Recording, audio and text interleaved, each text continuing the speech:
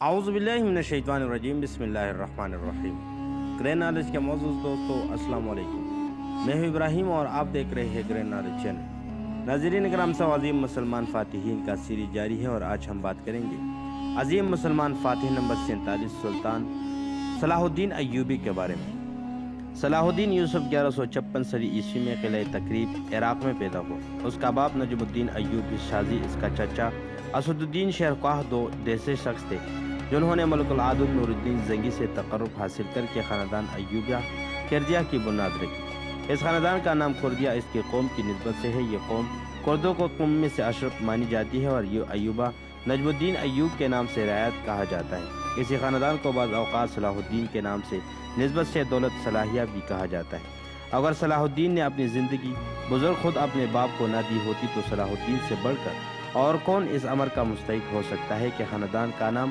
اس کے نام سے منسوخ کیا جائے۔ نجم الدین ایوب کو، جو اپنے سب بھائیوں میں سے بڑا تھا، موصول میں سے اس کی تربیت پائی تھی اور ایک روایت کے مطابق مجاہدین نے اس کی عقل و جودت کو دیکھ کر اس کا قلعہ تقریب کا حاکم مقرر کیا تھا۔ ایوب اپنے بھائی اسد الدین کو تقریب میں ساتھ لے گیا۔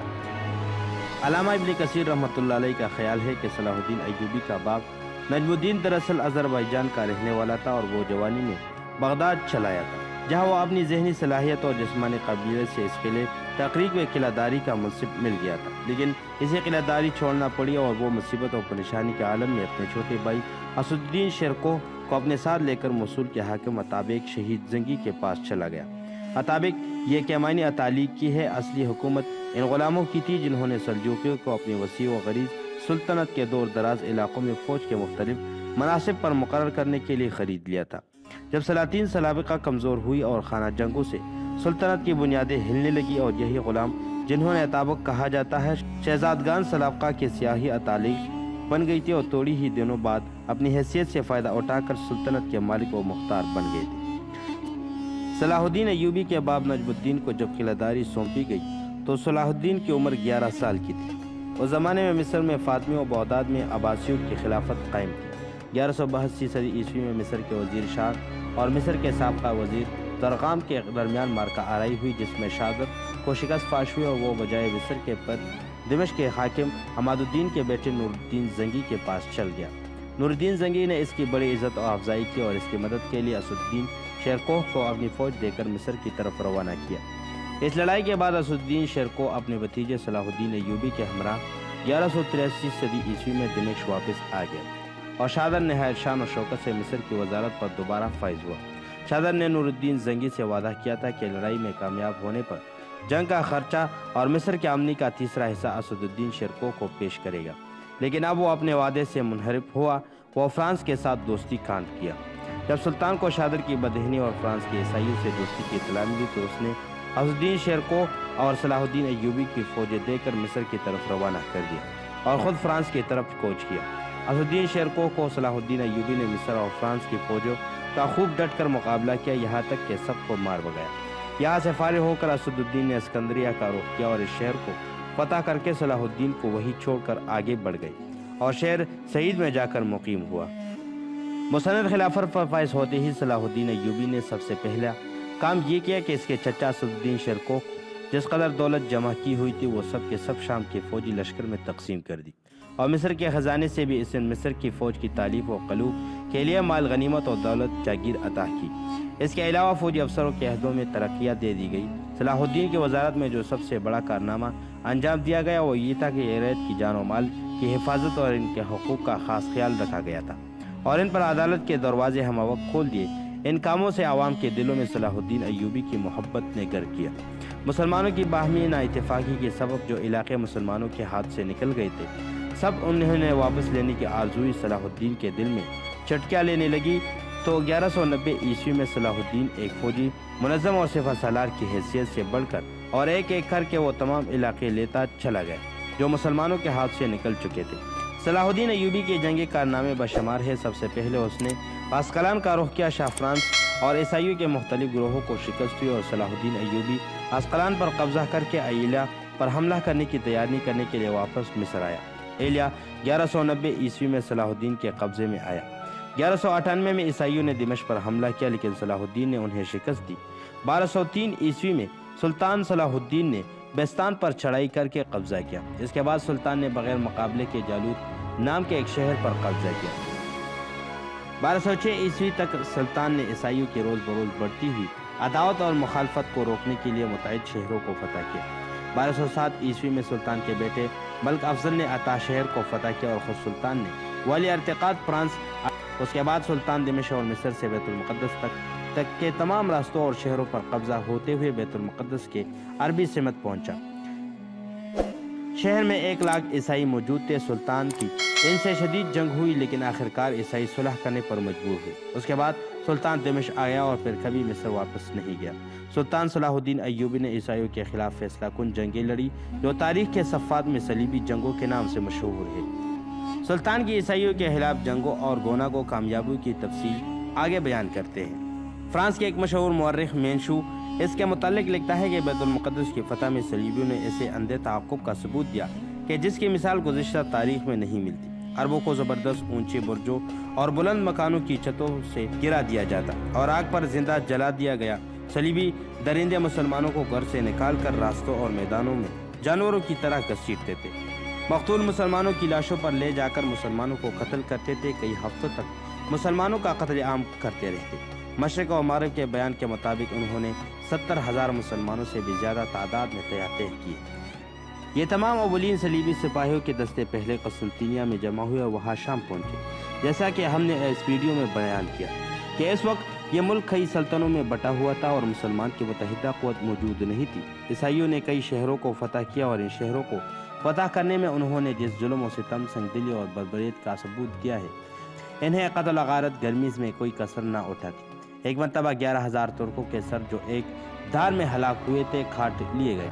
بعض کی ناشک کو فتح کی نشانی کے طور پر نمائش کی گئی، بعض کو گھوٹنوں پر لٹکا دیا گیا اور ہیکل سلیمانی میں اس قدر خون بہہ رہا تھا کہ اس کے صحن میں لاشوں کی تیرتی بڑھتی تھی۔ کسی کے ہاتھ، کسی کے پاؤں، کسی کا پورا تھڑک غائب۔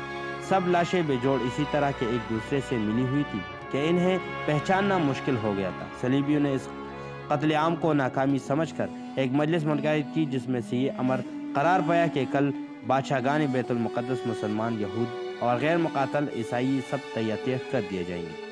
ان کی تعداد تقریباً 60,000 تھی۔ یہ قتل عام کا بازار وجود حامیان دین عیسائیوں کی مختصی 8 روز تک گرم رہا۔ عورتیں، بچے، بوڑھے سب مارے گئے، کوئی مقدس بھی جانبر نہ ہو۔ ہر طرف سے صرف اور صرف انسانی لاشیں ہی لاشیں تھیں۔ بیت المقدس کے راستوں اور ہر جگہ پر سروں، ہاتھوں اور پاؤں وغیرہ کے انبار لگے ہوئے تھے اور لاشوں پر چلنا پڑتا تھا، مگر یہ بہت کم ہے۔ اس کے مقابلے میں اس کے وقوع کے مقام کلیامانٹ پر پوپ نے ایک خطبہ دیا، جس میں سے اس نے کہا کہ اے یسوع مسیح کے فرزند، بیت المقدس کا رخ کرو اور اس سے شیطانی نسل سے چھین کر اس پر قبضہ کر لو۔ اس خطبے کا بے حد اثر ہوا اور صلیبی حاضرین میں سے ایک مجنوعہ جوش پیدا ہوا اور سب چلا اٹھے، اللہ کی مرضی یہی ہے، اللہ کی مرضی یہی ہے۔ اور وہ روح کپڑے کی صلیبی اپنے سینے پر لگا کر ایک عظیم الشان مہم کے لیے تیار ہوئی۔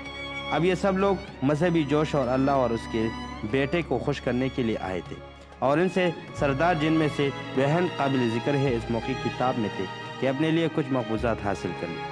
صلیبی جنگوں نے بیت المقدس کی فتح کے بعد یورپ کو ان الفاظ میں مبارکباد دی کہ اللہ تعالیٰ ہماری عجز و انکساری سے رواہم ہو گیا، اور ہماری عجز و انکساری کے 8ویں روز اس نے دشمنوں سمیت ہمارے حوالے کیا۔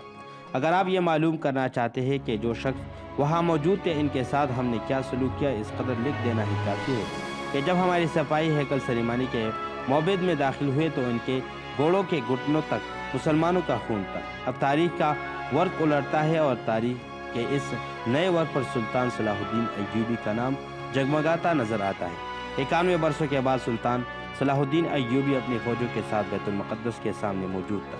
یہ شہر مسلمانوں کے لیے انتہائی معزز تھا جتنا عیسائیوں کے لیے۔ اس کے لیے سلطان یہاں خونریزی اور جنگ و جدال پسند نہیں کرتا تھا، چنانچہ انہوں نے عیسائیوں کو پیغام بھیجا کہ شہر میرے حوالے کر دو، اور اس کے عرض سے میں تمہیں اتنا علاقہ دے دوں گا جتنا کہ تم سنبھال سکو۔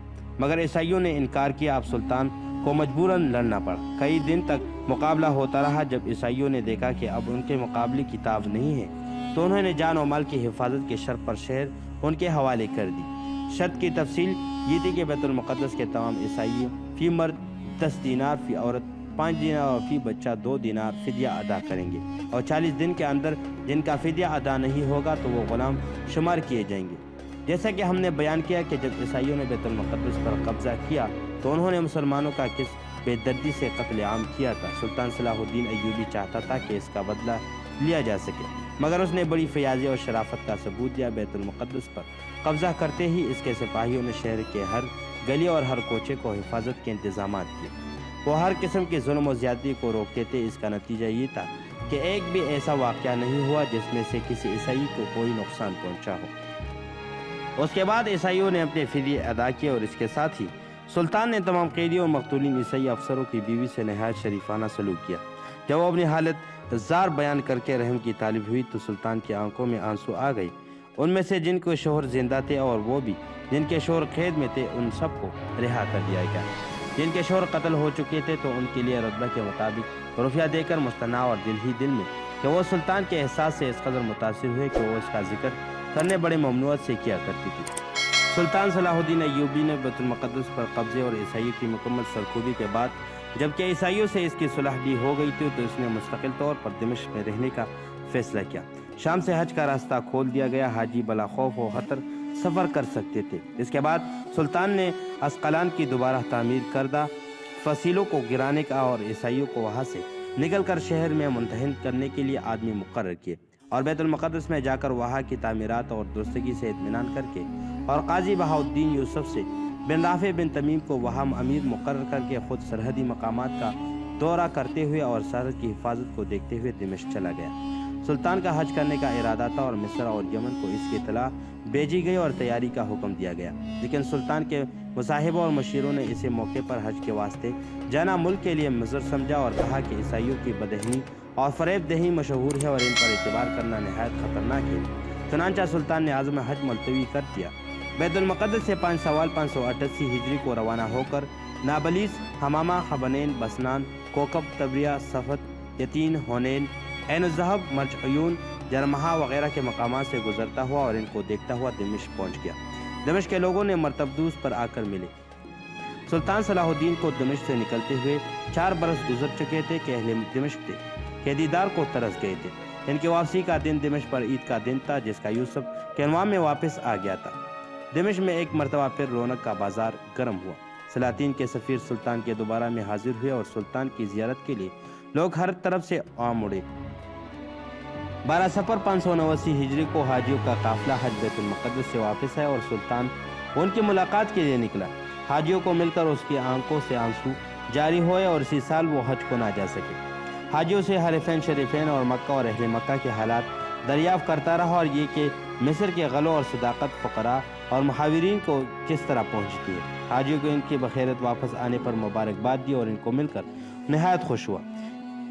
یمن سے اس کا بھتیجا سیف الاسلام سلطان کی ملاقات کے لیے آیا جس سے اس کی خوشی ہوئی اور بہت اکرام سے ان کی ملاقات ہوئی۔ عیسائیوں سے صلح کے بعد صلاح الدین ایوبی فارغ تھا، چنانچہ اس نے ملک عادل اور ملک افضل سے مشورے سے خلات اور روم کی فتح کا منصوبہ بنایا۔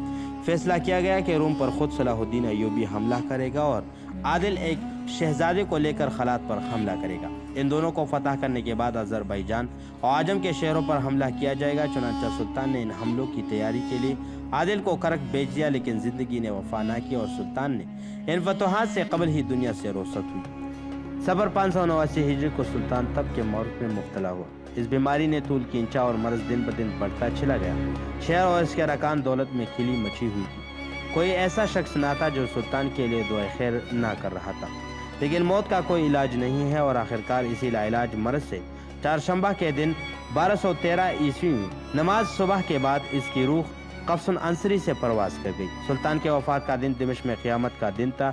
ایک مورخ لکھتا ہے کہ دنیا اسلام پر نازل ہونے والی مصیبت کے بدترین دنوں میں سے ایک دن سلطان صلاح الدین ایوبی کے وفات کا دن بھی ہے۔ اسلام اور مسلمانوں کو خلفائے راشدین رضی اللہ تعالیٰ عنہم کے بعد ایسے درد و کرب کا اندوہ کا وقت کبھی پیش نہیں آیا۔ مورخ کہتا ہے کہ تمام ملک میں تیہ بچ گیا تھا اور درد و غم کا اندازہ سوائے اللہ کے کوئی نہیں جانتا تھا۔ اللہ کی قسم ہے میں اکثر لوگوں سے سنتا تھا کہ وہ سلطان کی زندگی کی خاطر اپنی جانیں قربان کرنے پر تیار تھے۔ اگر قربانی اس طرح بھی قبول کی جاتی تو سب لوگ سلطان کی جگہ اپنی جان کا نذرانہ پیش کر دیتے اور اس کی قیمتی جان کو بچا لیتے۔ تمام بلاد اسلامی میں سلطان کی وفات کی خبر سے ماتم کی صفحے بچھ گئی۔ جنازہ اٹھایا گیا اور لوگوں نے کئی مرتبہ اس پر نماز جنازہ پڑھی اور پھر اس کو باغ میں لے کر آئے جس میں بیماری کی حالت میں رہا تھا اور اس کے مغربی دلان میں دفن کیا گیا۔ کہا جاتا ہے کہ جس تلوار سے سلطان جہاد کیا کرتا تھا وہ اس کے پہلو میں بھی دفن کی گئی۔